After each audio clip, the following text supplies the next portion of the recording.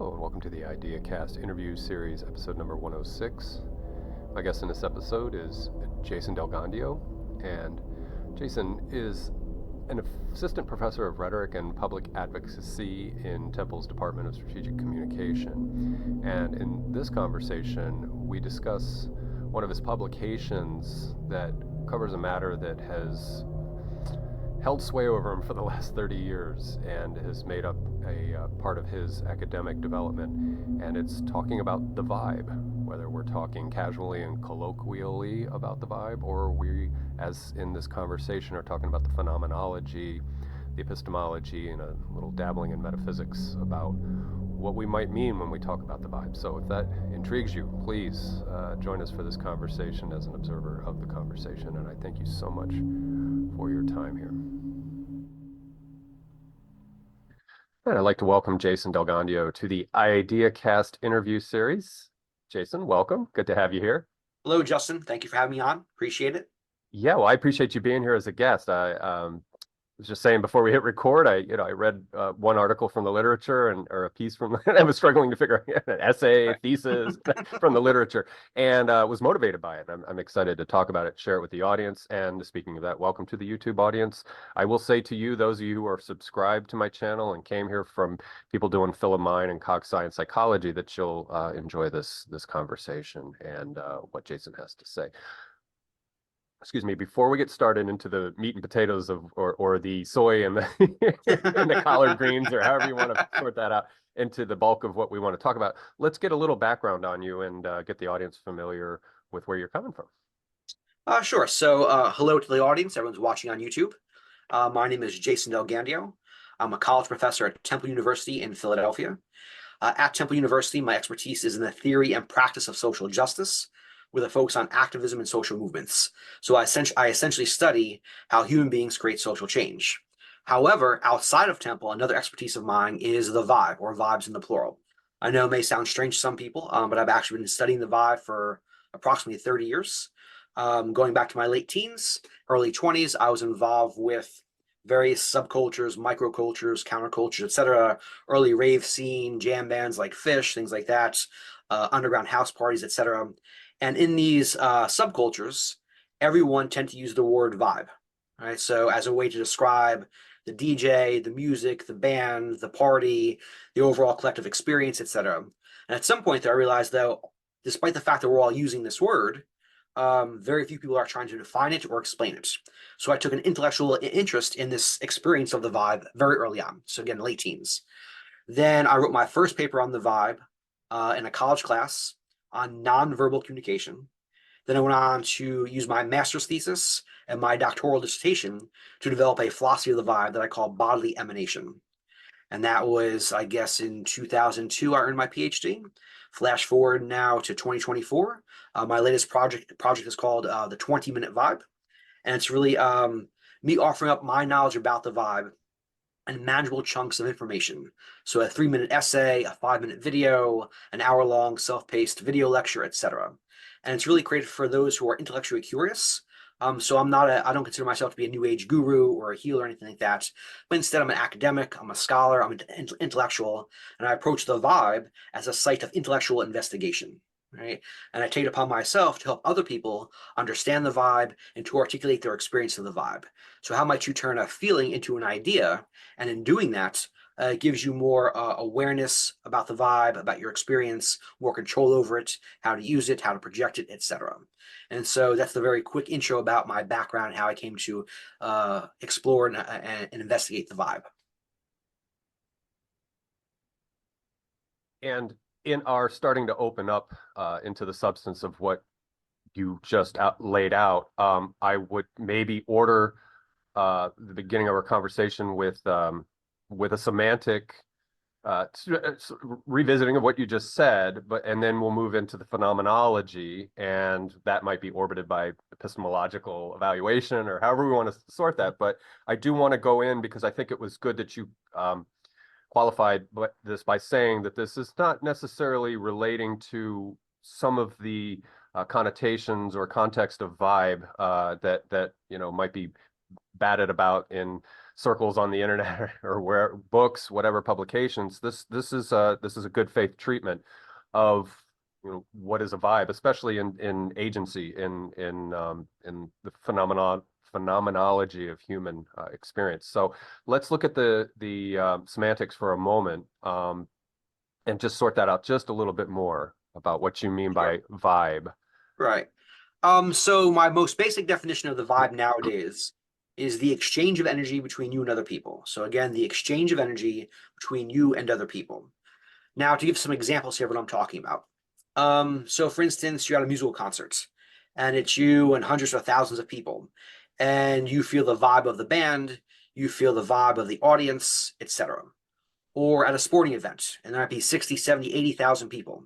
And whatever sport you might imagine, so baseball, football, hockey, whatever it is, and you're all cheering for your team, and you can feel the electricity in the crowd. Right? Or think of a first date, right? And one of the ways we evaluate a first date is whether or not there's a connection between myself and the other person, right? You might say, wow, there's a really good vibe last time on my first date, or it's a really bad vibe, whatever the case may be. Or another example, let's say a heated argument between you and family members, or you and your friends, right? All of a sudden, there's a certain kind of tension there. It's very intense, and you can feel that tension literally between you and the other people. Or likewise, let's say you're at a work meeting. What is the overall mood or atmosphere at that work meeting? Right? Or even like going much larger than this, think of a different town or a different city. So the vibe of New York City, the vibe of Miami, the vibe of Chicago, the vibe of San Francisco or Portland, right? Each place has its own feeling. Right? So going back to what I said earlier, the vibe is the exchange of energy between you and other people. All right. Now, from there, the question becomes, what is the nature of this energy? And that's really the grand question, right? Is this energy material or immaterial? Is it scientific or spiritual? Is it physical or metaphysical? Or perhaps all these things all at once, depending upon how we want to define it and kind of chart out our understanding of it. So very briefly, that's kind of how I understand the vibe. Okay. And then perhaps before we get to phenomenology, just I can't help but think of sort of metaphysical grounding to this as well. And you talk, and we will get into some of the language you use, and emanation or eminence is used. And so it got me to thinking about, there's subtle body cues, and there are different ways of framing this, but I wonder, and you mentioned this in the article, and to the audience, I will have links down below to the piece that Jason had written that you can explore for yourself, and we're kind of unpacking it here. But just it got me to thinking sort of about metaphysical processes that are going on, or physiological processes that are going on, and you touched on electromagnetism and things like that, and I think that's gaining traction in a certain discipline within biology. I had Mike Levin on. He's a biologist, and he talks about sort of the bioelectric communication between cells. And so when I looked at your work, I was almost affording myself a sort of scale invariant perspective, where if we have these physical cells within these body systems, within this Markov blanket of a body, they're communicating again through peptides and electro neurochemistry or whatever it is, but we can abstract that out from the physical body, and it may have to be an abstraction. But I almost wonder if there isn't, and this isn't again invoking new age subtle body, what do they call it, auras or anything like that. It's more that there is this continuum of this sort of subtle communication. So am I just blowing gas here, or do you think maybe there's some credence to that if we could launch an inquiry from a metaphysical perspective? Sure, I'm open to all of that in the sense that, as you just said, there are different kinds of energies and different kinds of vibes or vibrations, right? And so in terms of how our cells communicate with each other, et cetera, biomagnetism, bioelectricity, et cetera, from there, right? Then the question for me, though, really becomes, how many different kinds of energies are there, right? And as we as human beings, which of those energies are we consciously aware of? Right? So just to back up here for a second, the word vibe is used all the time in our society, right? So I invite your listeners over the next week to just pay attention to the word vibe and how often do they use it, or how often they hear people on television use it, in music, in songs, in casual conversation, etc. And so that's like a leading clue. Like, all right, if we're all referring to this thing we call the vibe, but then like, what do we mean by it, right?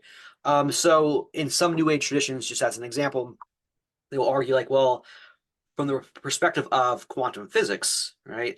All the atoms are vibrating all the time. They vibrate at different frequencies, and they form molecules, and the molecules vibrate, and they create the physical world, etc. Right? And so, as far as I know, that is true to quantum physics, right? But I'm not sure though that we as human beings are consciously aware of that whole process, right?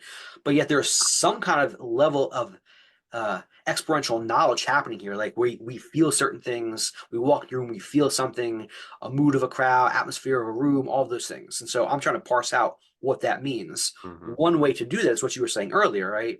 Looking at certain disciplines and starting from that perspective, like very like these are physical energies that can actually be measured, right? Having said that, though, I'm not sure if that's the totality of this thing that we call the vibe, right? And it's like this liminal space, like which is it physical, metaphysical, right? Scientific, spiritual, And so, and I try not to posit one paradigm because once you posit a paradigm, then you cut off all the other perspectives, right? So it could be this, it could be that, it could be something else, etc. Hope that all Mm-hmm. makes sense. Yeah.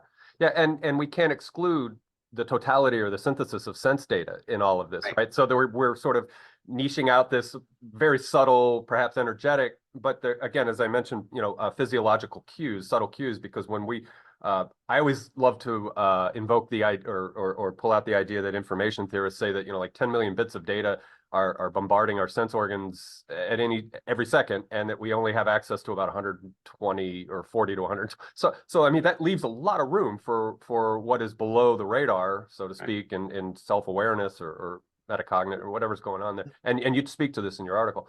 But yeah, so that leaves a rich field of inquiry there for that. And so yeah, I just wanted to catch that real quick Oh, before yeah, we go into phenomenology, which let us segue in. And I believe, in your article you start with Husserl and affection, and so let's start there, and we'll build up to your thesis and to where yeah. you arrive.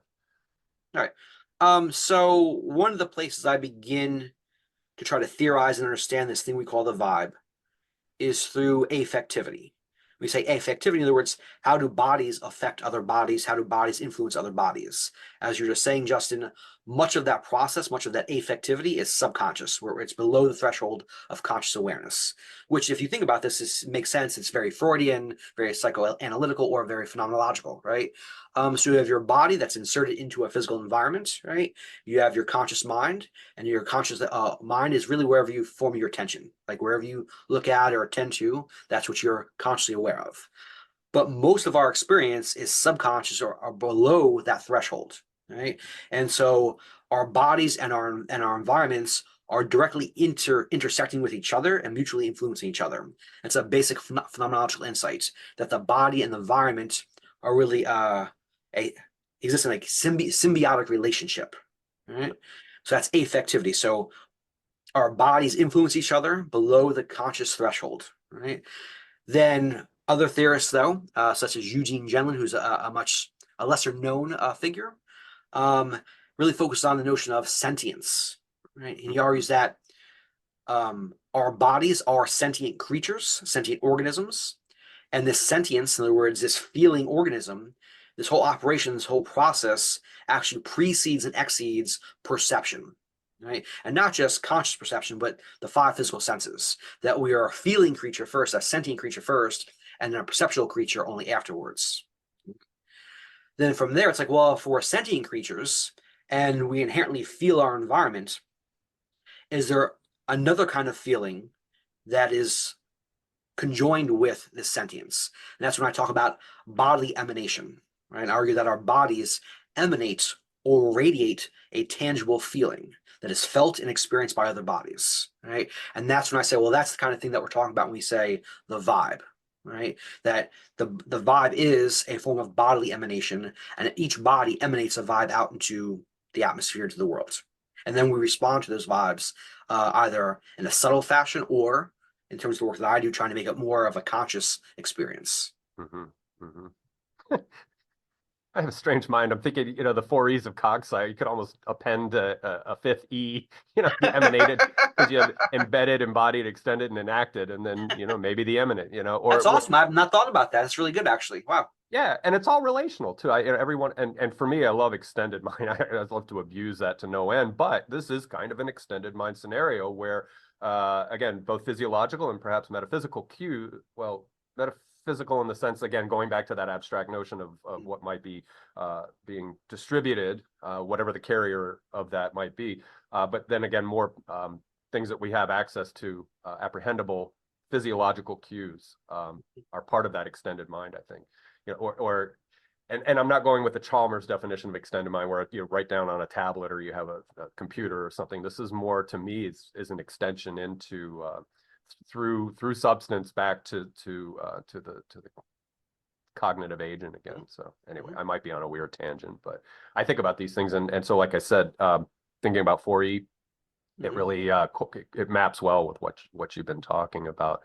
And going now to your theory of emanation, you parsed it, I believe, into two forms or modes of that emanation, and there's sort of, as we've been discussing, there's sort of conscious and maybe pre-conscious. Do you want to expand on that a little, articulate a little more on that? Okay.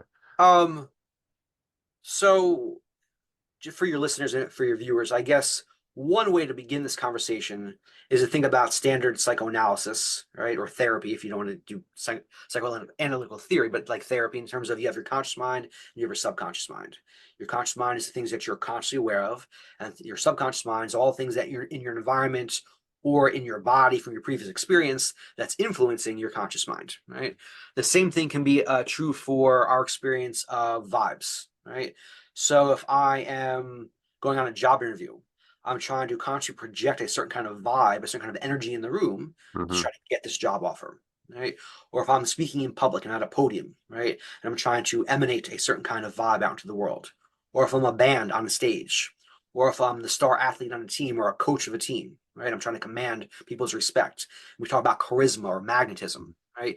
Those are all kind of a conscious form of bodily emanation.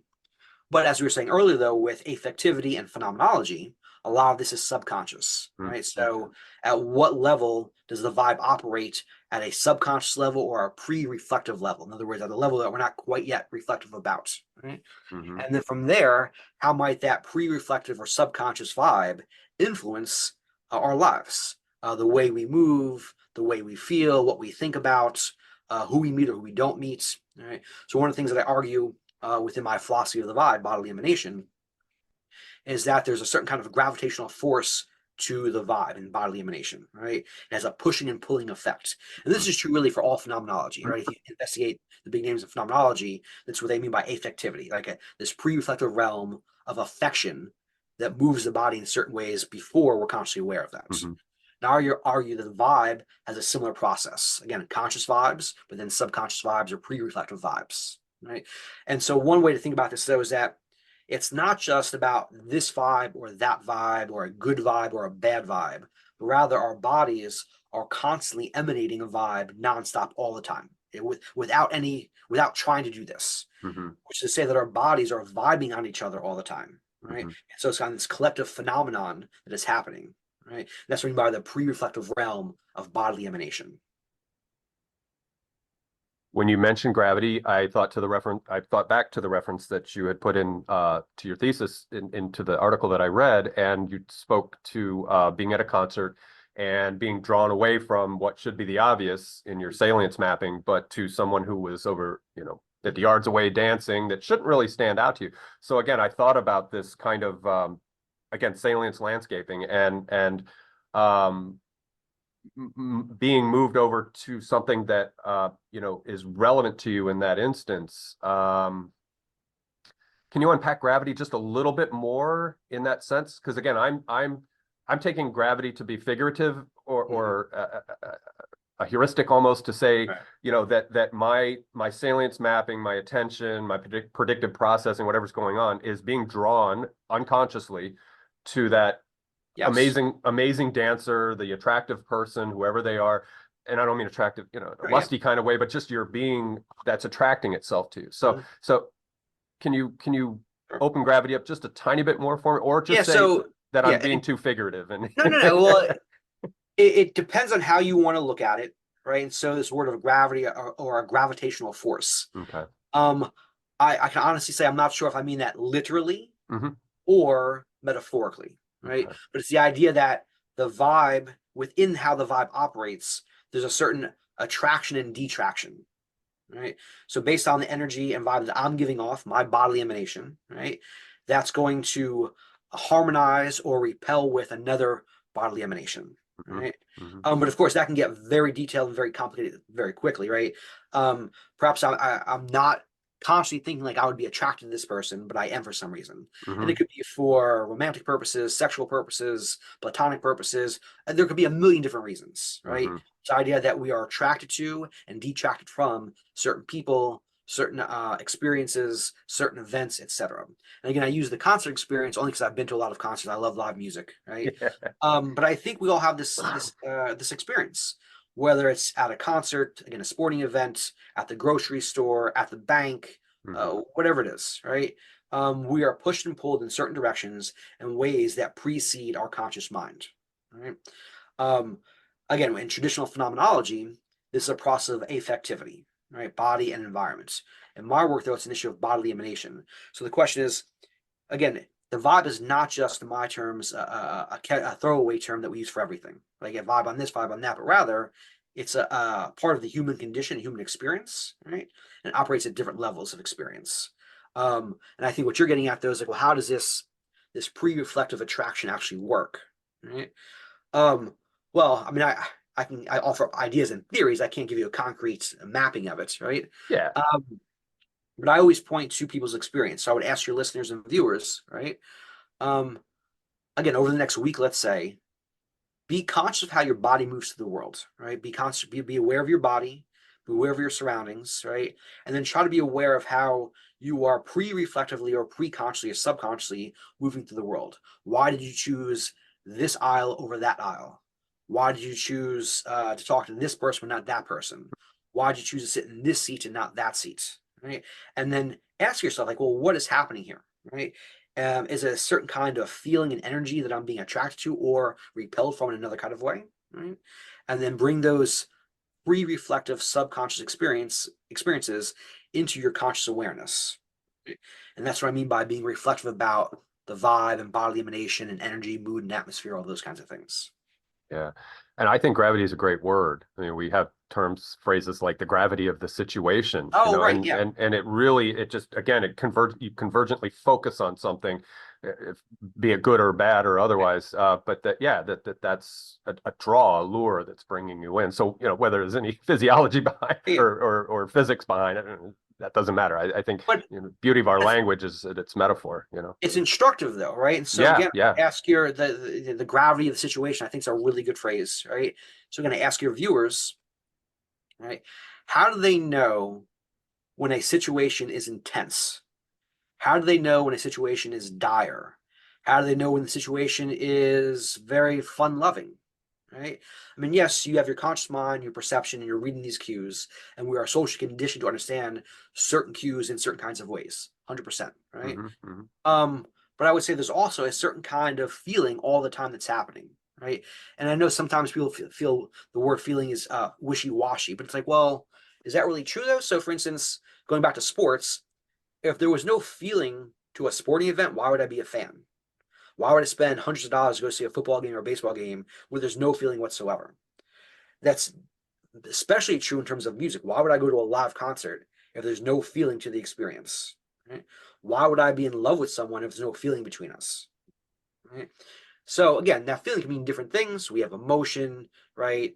All kinds of stuff. But I think one sliver of that feeling experience is this thing we call the vibe.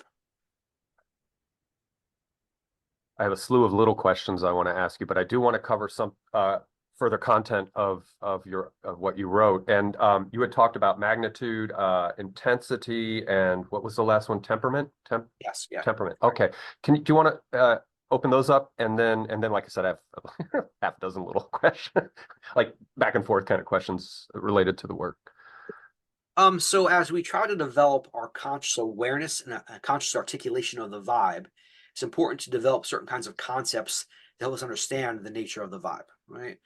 So certain vibes um, are very intense, very sharp. They stand out, right? Other times it's more of a dull experience where there's a lot of it. Like there's kind of like an engulfing kind of experience, right? So in terms Hmm. of intensity or magnitude, but then also temperament in terms of each person is in some way partially defined by the vibe that they give off, right? So each person has a core identity, core personality, and also a core vibe or core bodily emanation, right? And we distinguish each other between how each person makes us feel, right? So this person feels this way, this person over here feels a different kind of way. Again, this band or this athlete or this politician, right? Each one has their own kind of temperament. And Hmm. so temperament is a way to describe kind of the uh, different personality types or differentiating experiences of this vibe compared to that vibe. Okay. Yeah, I might go into my tangent of little questions Sure, for you. totally. So the one that keeps nagging at me, vibing in my head, is we are creatures of mimesis, and so we are mimicry, we are mimetic, sort of the meme. And I wonder what role this plays as, again, this subtle underlying driver of our uh, affect, mood, behavior, even our like the ocean scale, like how we are defined as characters, personas, and things like that. Would you speculate on like what role this thesis of yours plays in those kind of social interactions? And you've covered a lot of this, but I just want to try to see if I can push it out again into that range of how we behave as social creatures, how we have this kind of really compared to, and I'm not trying to be anthropocentric here, but just I think we're above, where this level of communication and self-reflection and all these different things, how much that really weaves into our relations. And Um, so again, I'll invite your viewers and listeners to imagine themselves walking into a large, crowded room, maybe like a conference center or something like that, but like it's a very large room, all kinds of people around there, and you don't know anyone, right? And now ask yourself, well, how do you navigate this particular situation, this environment? Right? So you have your perceptual cues, right? You're reading everyone, seeing how they're interacting with each other, seeing if they're making eye contact with you, right, etc. Right? But at the same time, though, I'll go back to this notion of feeling, energy, and vibe, etc. Right? And so, who are you being attracted to or being repelled from? Right? Who are you getting a warm feeling from or a standoffish feeling? Right? Who is someone that when you see them like, oh, I like to talk to that person, or conversely, I do not want to talk to that person. Right? And so all this is happening usually, um, before our conscious threshold, but yet we're still making these judgments, kind of a pre-rational judgment in terms of how do I navigate this room with a bunch of strangers. Right? And I think the vibe plays, again, not the only role, but a key role in this pre-reflective interaction. I think you mentioned in the article that I read that charismatic leaders, people who are influential. Do you think there are people who are dialed into this consciously? And so, in other words, if they are being persuasive or manipulative or whatever, that they understand this kind of this subtle behavioral, phenomenological um, relationship with others? Do you think there are Sure. people who are, Mhm. capable of hacking this, if you will? I don't know if that's the right way to say it. I would say yes. It would be on a case by case basis. I don't want Okay. to say that everyone who is charismatic is consciously tapped into the vibe. I don't want to say that because I just don't know, right? Okay. Um, but I think though that any charismatic uh, speaker or leader of some sort is in some way aware of this phenomenon. Whether they call it the vibe or not is debatable. You have to ask them each person. I don't know, right? But I personally can't imagine standing in front of hundreds or thousands of people and being able to command their attention, their respect, right? They're listening to every word that you're saying and not being aware that some kind of nonverbal exchange is happening here. Mm-hmm. It's not just the words themselves. That's not what makes a great speech. It makes a great speech content, but a great speaker transcends the content itself, right? They exude a certain kind of magnetism that other people don't have. I'm not saying we're not capable of it, but this one particular individual, though, is able to do it on a regular basis, right? And so again, now if we go further with that and say, can it be manipulated? The answer is yes. And I don't mean that in a bad way, but in other words, you can learn to develop this skill set, right, and learn how to project a certain kind of vibe in a certain kind of way at the right time to have a certain kind of influence and effect on other people. There's no doubt about that. You think practitioners of psychology, again, whether it's explicit or implicitly engaging with the pickup of these vibes and the subtle cues when they're working with someone in a therapeutic session, that could be an asset, right? A utility that they can Oh, capitalize 100%. on. Yeah, there's no doubt about it, right? Yeah. So, again, whether they use the word vibe or not, I am not sure, right? Mm-hmm. But to think about someone who's a good therapist, you're a good listener, and you are present to the other person, right? And I think that's important understanding there, right? You have more ability to be aware of the exchange of energy when you are present in the world. If there's too much psychological clutter going on inside your own head, then you're missing out on all this pre-reflective, pre-conscious interaction, right? And one of the jobs of a therapist is kind of to be an open container for the client, right? And that relationship, though, is a unique exchange, and that it evokes from the client a willingness to self-diverge and self-disclose, right? It's almost as if the therapist is emanating a certain vibe that invites the other person to participate in this self-disclosure. Mm-hmm. Um, Almost like a very subtle, I don't want to say transference. I'm trying to think of like transference when you sort of take on roles as therapist and patient, and there may be a mother archetype that comes out, and this may sound scrambled, but it's just like that subtlety, that unspoken connection that's going on there could evoke that kind of feeling like, oh my gosh, this is a parental sibling, filial moment, and I want, yeah. So anyway, I'm just curious, like that, Well, let's how that pause there shows for a up. moment. We should pause there. I think that's important, right? So again, Yeah. using therapist as an example here. I'm not a therapist, although I've been to therapists plenty of times. I think we all should go to therapists. Yeah. I support that 100%, right? Right. I haven't gone, but I really need to go. just for clarity's sake. Right. Um, I think a good therapist has the ability to modulate their bodily emanation and to adapt their bodily emanation to whatever the needs are of the client. Hmm. Hmm. Almost like a maestro, like a musical maestro, where you kind of Mm. like you're in the background, but you're conducting the orchestra, right? And you're giving the orchestra what they need, or in this case, you are giving the client what they need, right? And so it's almost, and at the same time as the therapist and the client enter into this relationship with each other, right? They form a certain kind of vibrational bond, right? And then the therapist is able to kind of, I'll say, navigate, bring up or bring down or move the client in certain kinds of ways that is therefore therapeutic.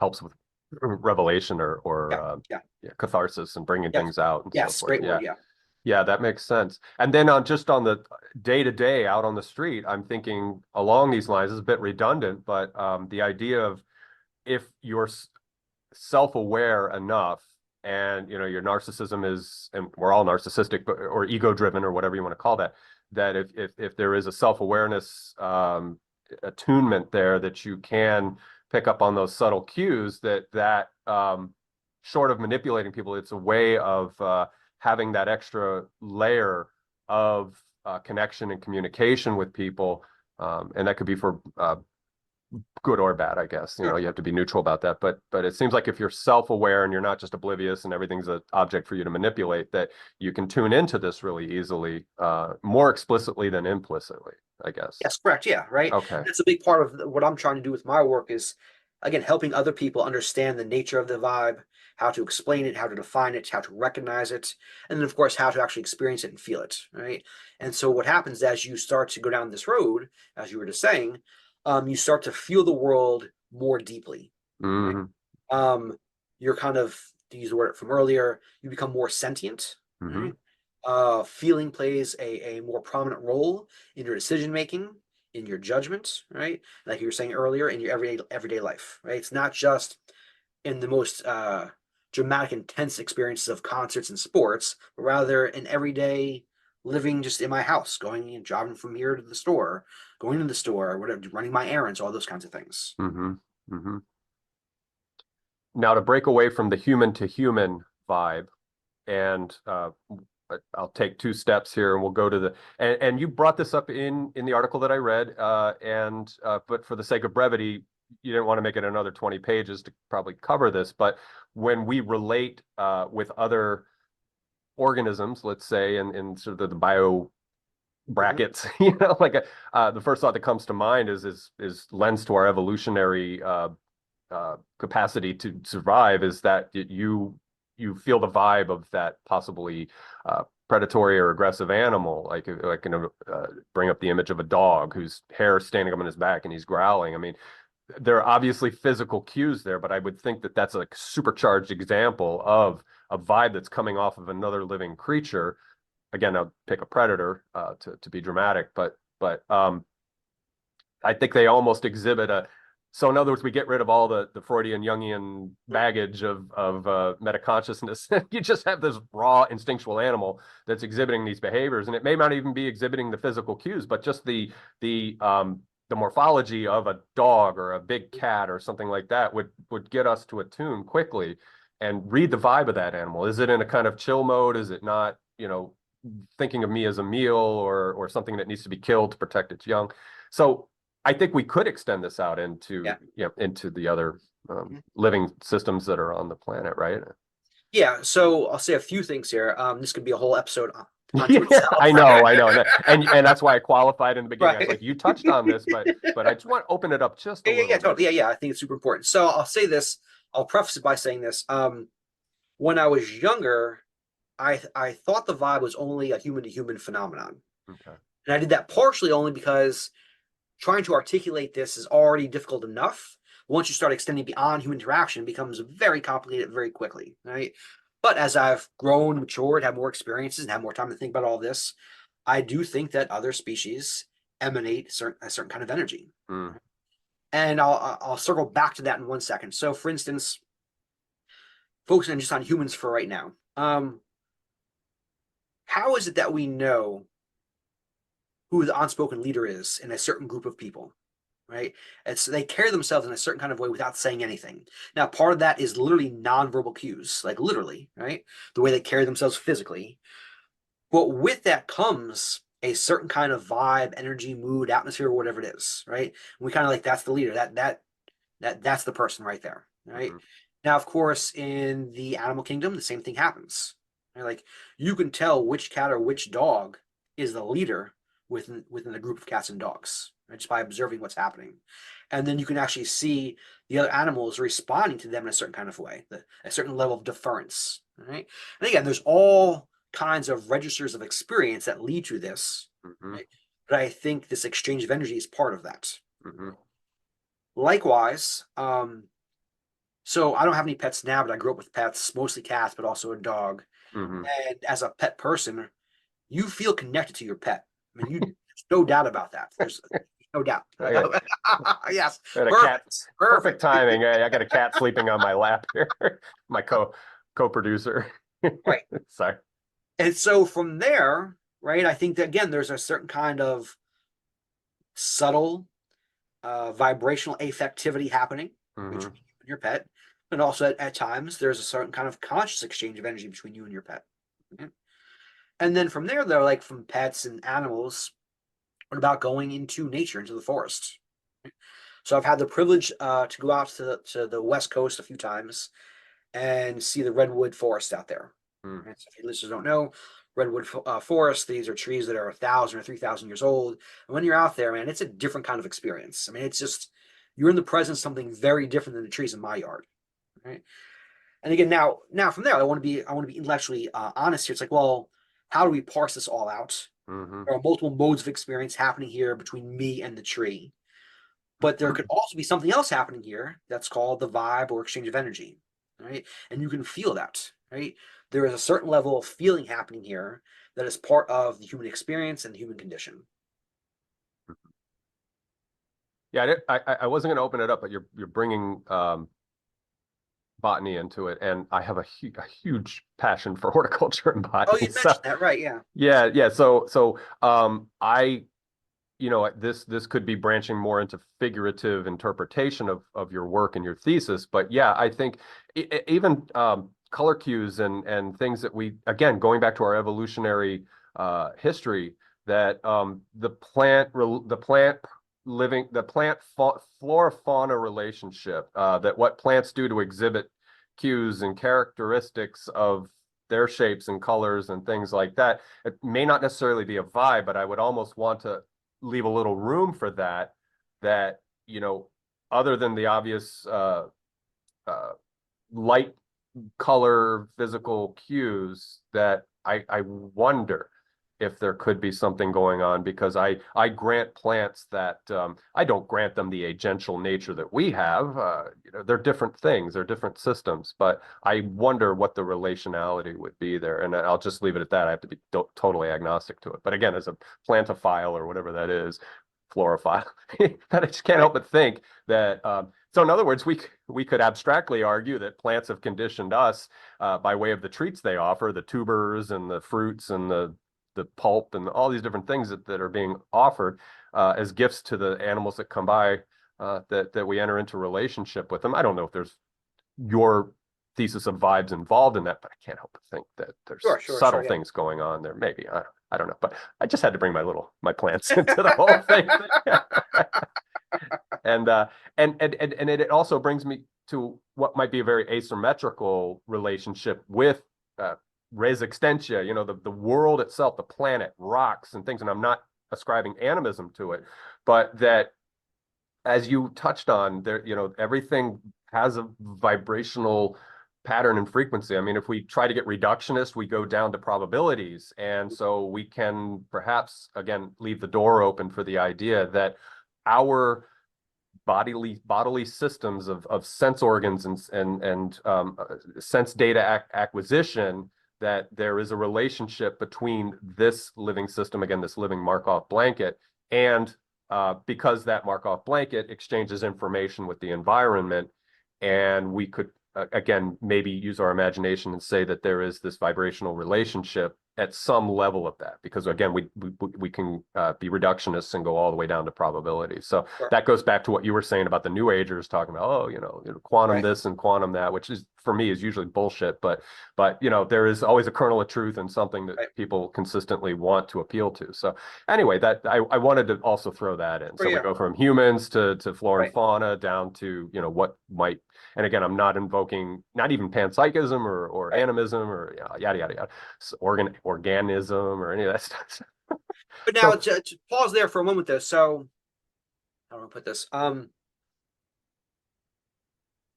So one of the ways I envision the vibe and bodily emanation is that everything in my environment is affecting me in a certain kind of way, right? mm-hmm, mm-hmm, Taking in perceptual cues, my subconscious mind, all that kind of stuff. And all of those environmental cues, though, affect the vibe that I give off, whether I'm aware of it or not, right? So now, if we talk about being in the garden or in the forest, maybe trees don't give off a vibe. Maybe plants don't give off a vibe. Let's just say for right now, we don't know, mm-hmm, right? But being in that environment as opposed to my office that I'm in right now, or being in New York City, right? These are all different environments that will evoke a different kind of vibe from me, right? Based on literally the physical environment that I'm in. mm-hmm, mm-hmm. Um, so when I think about gardening, so as I've gotten older, I like to garden as well. I love the early spring or late mid spring where you're out there planting. Bees are all over the place, and there's a certain kind of feeling slash vibe that I get in April and May Mm-hmm. that is different than, let's say, July and August, which is different than January and February. Right? Each season evokes and provokes its own certain kind of vibe from me. Mm-hmm. But now again, there's all kinds of things there. Some people like spring, some people hate spring, some people like winter, hate winter, etc. But the Yeah. environment will evoke something from you in a certain kind of way, regardless of your own idiosyncratic response to it. Mm-hmm, mm-hmm, mm-hmm. and along these lines, in having read your article, it got me thinking about intentionality and about the aboutness of the other that the subject is in relation with. And again, I would say that physics is demonstrating to us that this relationship, the aboutness of the qualities of the other, that we're, like you said, the bees buzzing around and things like that. If you want to call it a vibrational relationship or a vibe relationship, again, we have to seesaw between or oscillate between metaphysical assumption or making claims and what Right. might be more epistemic, just how do we know the reality that we're working with here, and the activity of the bee and the flower, in spring being cued to say it's time for the bee to work on, I mean, I'm getting very what is that, the Buddhist thing, the interconnectedness, Yes. there's Yeah. just this relationality is nearly infinite, to, Right. to Yeah. the Yeah. bounds 100%. of Yeah. our physical systems that Yeah. is the universe. So, Right. so, and I love the paradox to me that to get deep for a second, that systemicity, the unified unitary singularity of whatever we want to call the physical world, is undifferentiated, yet at the same time seemingly paradoxically cellular, and that everything has to relate, which is why I was saying scale invariance earlier, from these physical cells communicating to you and I as cells communicating. It may be much more subtle, and there's not little zaps going between us per se, but that Right. that we have to sort of see the continuum or the continuity of those relations. So anyway, Yeah. No, I agree 100%. Yeah. And going back to one of the words you just mentioned a moment ago from phenomenology, intentionality. So within yeah, phenomenology, all consciousness is consciousness of something, right? And it's referred to as intentionality, right? yeah, Um, but now we can break that open. It's like, well, I can attend to different things, hmm right? And so one of the things I'm trying to get us to do is to attend to this thing we call the vibe, right? That hmm rather than just a catchphrase for anything and everything, right? So, well, let's pause here for a moment. And is this thing an actual real experience? And if so, how might we consciously attend to it to make it more of a conscious experience? Right. So hmm that's the word intentionality here is important.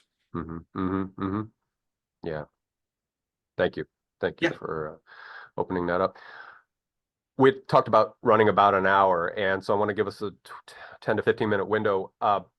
My idea of spiritual is kind of what we're doing right now, where there are these two psyches, these two Yeah. minds that are relating and opening up information and putting it out into the commons of the human experience. You have talked about music and concerts and things like that, and I can relate, having gone to, and we talked about this in our pre-meet. We both went to raves back in the 90s, Right. and you know Yeah. you get into this thing, and but what I find in that is that the music is a means for transcendence, and by transcendence I mean ritual and disruption on an oscillatory thing, and it can be one or the other, but I like to think of one and the other. So you're disrupting your normal 9 to 5 every day, yada yada. You go to what, my cat just got off my lap and pulled my microphone plug out. Thanks. There's something in that, but anyway, but yeah, so ritual leads to transcendence, and the music is that carrier wave of bringing us into this kind of synchronicity, or the synchronous flow state, or however you want to call that. And to me, that's so I want to put icing on the cake of what we've been talking about here, and hand it over to you and say, man, what a great environment when we are in not just music, but we could all go to a kind of maybe a meditation retreat where we focus on one thing together as a collective, but as also singular entities. So I'll hand that back off to you, and let's talk about how music and the vibes that come from the amplifiers, or the instruments themselves, or the voice, can help facilitate a Sure. collective experience of the vibe. Yeah. Um, well, music, as is all sound, it's actually a physical vibration. That's how sound works, right? Yeah. So two objects or forces come into contact with each other. They actually vibrate the air that when they come in contact, those air vibrations then enter our eardrums, and we process that into sound, right? So all sound is a physical vibration. And so now we're at a concert or a rave or a club, whatever the case, a party, whatever it is, right? You have the physical vibration of the music, and it usually tends to be very loud, right? And so now your body starts to get actually rhythm with that music, right? And of course, though, other people are around you, and so now you have numerous other people, human beings, right? We're now forming a certain kind of collective where it's our intention is towards the music is moving our bodies in a certain kind of way, and then we're aware that we're collectively having this experience together, right? And that collective experience tends to get us out of our own heads, right? We become less egotistical, right? And then more egoless, which then that allows, like we were saying earlier, the disruption to happen, right? So as we let down our small little peephole of an ego, right, other kinds of thoughts, other kinds of emotions, other kinds of experiences now are able to come to the surface, and we have different ideas, different visions. I don't mean that in spiritually, but different visions, right? Um, and then collectively, as we experience that, though, we're in some way like meta aware of that we're all doing this together, which is why a great concert is such an enthralling experience, right? It's like you walk out of there almost out of breath because you felt different, you were thinking differently, right? And it's a physical experience that you have. It's not just mental, but you physically feel that. And a really good concert can last hours or days or even weeks after the experience. Like you're still riding the high of that concert for days later, right? And I think a large part of that, though, has to do with this thing we call the vibe. You have the physical vibrations, right, that then provoke a certain kind of bodily emanation from us as a collective. And then we're aware of that collective vibe that's happening all at once. And that's when you turn to your friend, like, man, the energy in space is crazy. Do you feel that? And that's what it's about. Mm-hmm. Mm-hmm.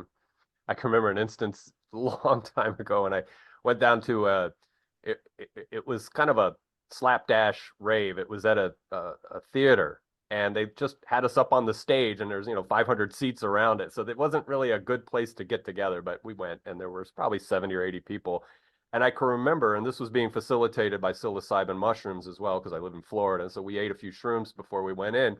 But I can remember just being in my own space, and my friend Suzanne was on the other side of the stage, and we were both starting to like break into this big like shit-eating grin, and like all of a sudden we were just kind of, and I looked over at her, and she was kind of having the same Right. sort of, and we talked about it later, and I'm like, I looked over at you at one point, and I said, we just eyes contact, boom, and I said, what were you feeling at that moment? And we described the affect.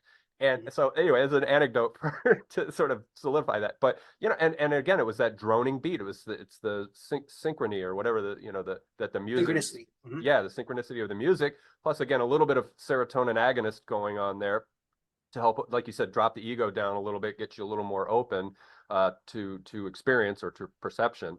But I'll never forget that moment. We both looked at each other from 35 feet away, and I just kind of grinned at her, not just because of the mushroom. I was just like, Right. Yeah. "Oh, you're there. Yeah, I know where you are." Yeah, No, that's a great experience. I'm yeah. glad you shared that. And that can happen. I've had that experience happen with total strangers. Okay. You're at a rave, a party, a club, a concert, whatever it is. Everyone's in the groove. Everyone's jamming out together, and you make eye contact with someone, and it goes back to the idea of attraction, right? Like you're both in the same groove at the same time. Mm-hmm. You're having kind of a certain kind of unspoken dialogue with each other, Right. right? And you can feel that bond you have with that person. And so in your case, it was with your friend, but the same thing can happen with a total stranger and it can last anywhere from 30 seconds to 3 hours at the concerts, right? Mm-hmm. Mm-hmm. There's another example of how this vibe thing happens at a pre-conscious and pre-reflective level, right? That allows us to connect with each other, to groove with each other, to jam with each other, right? And to help each other. In many ways, tying this back to earlier, it almost becomes a therapeutic experience, right? Where we both become the therapist and the client in this situation, and we're helping each other kind of navigate the world together. Mm-hmm. Yeah. This gets me to thinking, and I kind of thought of it earlier when I was reading what you wrote in your thesis, but I'll bring it up, the flow state, Mhm. whether it's a single person flowing with something they're good at, or people getting together and then they get. There's a guy on YouTube called John Vervaeke, and he calls it dialectic into dialogos, like you're opening up the logos, Awesome. and that's a flow state of the intellect. Kind of like what we're doing. We're unpacking an idea and we're rolling with it. So I think the vibe facilitates that, right? I Yeah. mean, it's a Yeah. means to that opening. If we drop out of our uh, uh, apprehensive nature of being guarded, and then we just get a little bit vulnerable and curious, and we are in a space of consensual, we all know that we're in good faith trying to do something. So what does a flow state mean to you in relation Yeah, to? so I mean, flow state. So it usually comes from the field of positive psychology, and when we enter a flow state, it's where our subjectivity and the activity that we are performing become one. Mhm. And we're in this flow state, right? And it comes with a certain kind of experience where time seems to stop, right? The nature of space becomes altered, and you're kind of in this paradox where the experience feels like it's well choreographed, but at the same time though it's improvisational, and Mhm. that's the balance right there. Right Yeah. now, one thing that a lot of people don't talk about is coupling the flow state with the vibe. So I like to think of it as like your personal vibe flow. Like how do you enter? Like what allows you to enter a flow state, and what kind of vibe is then evoked from that flow state? Now, when you're in that flow state, you experience from the inside, right? And your perception of the world is altered in certain kinds of ways. But we can often see other people when they're in their flow states. So think of again a band that is playing the song perfectly. They're in that flow state. Think of dancers on stage, and it's a well choreographed dance routine, and they nail it. Or an actor or actors on stage, or even a sports team when they're in the zone, so to speak, right? You can tell when other human beings enter that flow state. And with that flow state, though, you can feel it happening, right? Mm. They evoke a certain kind of vibe, and then you can feel that exchange of energy between you and the people you're watching. Yeah, I agree 100%. Because and it's one of those things. It's like, well, I don't know how to define it, but I know when I'm there. But Exactly. you Yep. defined it very well. But I mean, that's such a like everyday street experience, and Right. you're not setting yourself up for it, but when you drop in, and you're just like, Right. like you said, everything gets a little different, but it's just the affect that comes from that is Mhm. like, oh my God, yeah. I don't get it very often, but when I do, But when I'm you like, do, you know, and you want ooh, more of yeah. it, right? Yeah. Totally. Yeah, Yeah. yeah, it's magical. And it's almost like meditating because there's times when I don't meditate much anymore. I want to get back in, but I used to meditate a lot, and I would drop into this space where a lot of stuff would drop away, and I was just at this sort of low level of awareness.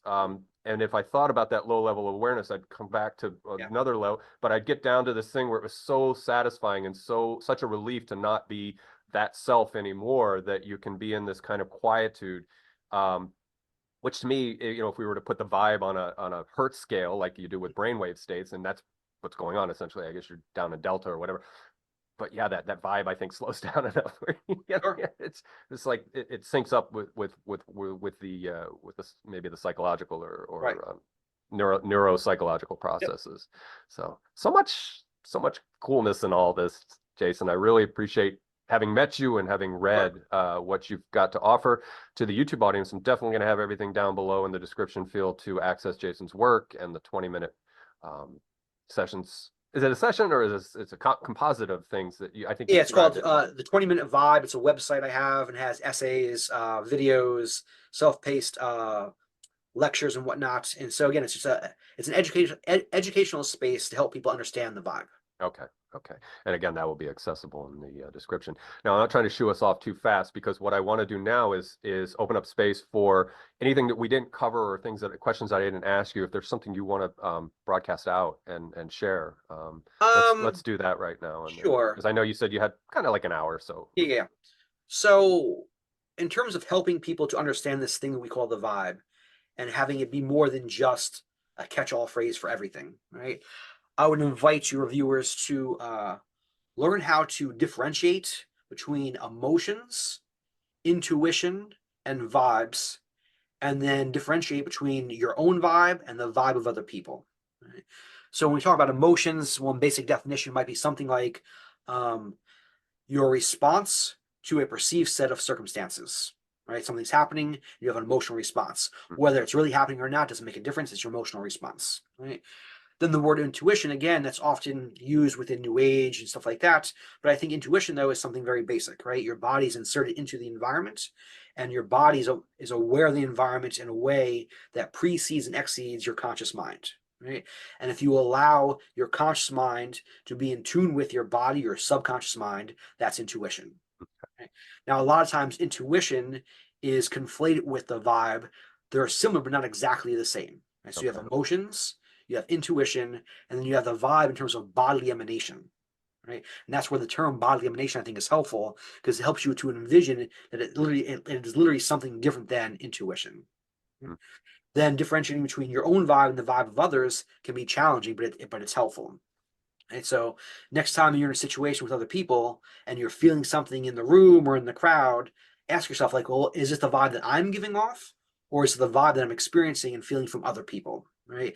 And that will increase your, let's say, your vocabulary for the vibe, for energy, for bodily emanation. Mm-hmm. Mm-hmm.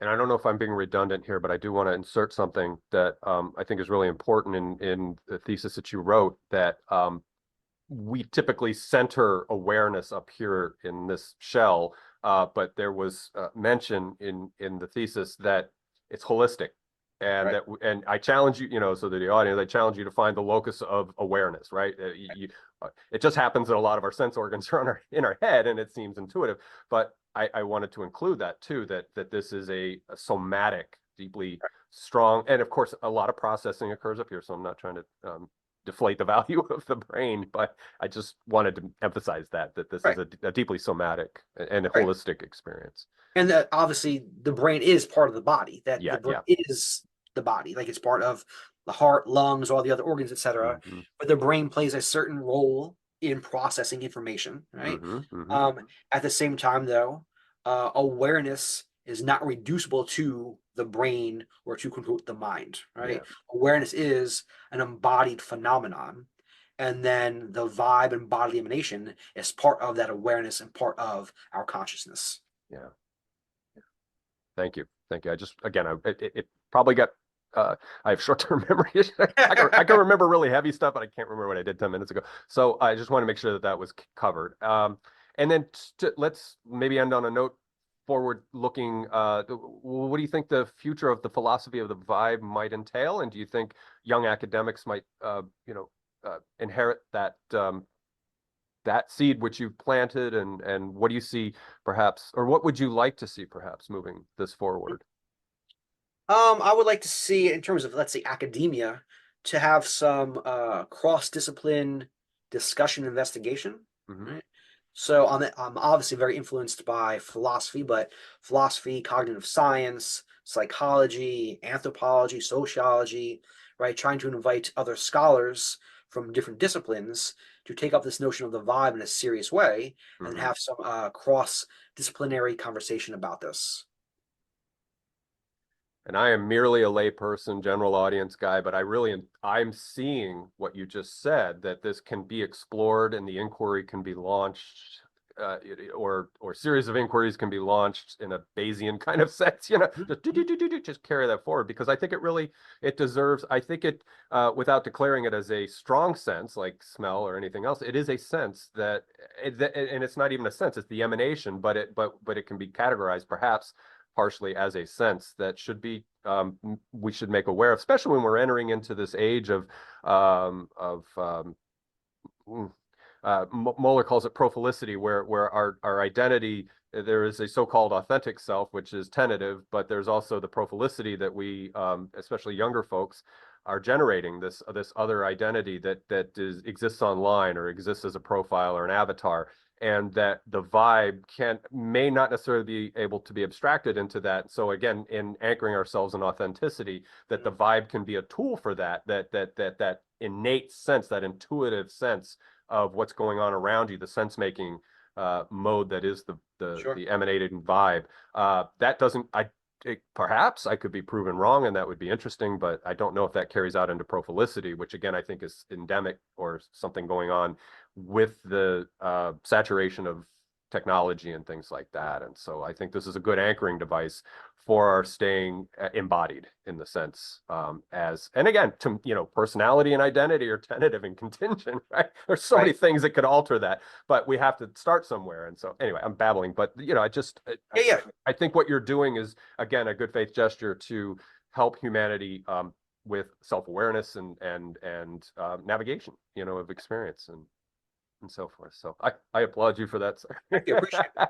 Yeah, yeah, and I look forward to what's next, and you will certainly continue to to carry to this banner, and like I said, I would love to see as you just said, cross-disciplinary inquiry and young academics picking this up and weaving it into the tapestry of whatever they're doing. So So here's to that. Let's hope that's any last thoughts, ideas, or anything you want to share before we because I know, like I said, No, I don't I'll want to. repeat what I said earlier. I invite your viewers and listeners to think about the vibe and pay attention to how often they use the word Mm-hmm, or they hear the word being used, and then ask yourself, like, what does the person mean by this, right? mm-hmm, And mm-hmm. there's something more to the word than just the word. Is it an experience? Is it a feeling? Is it an exchange of energy, etc.?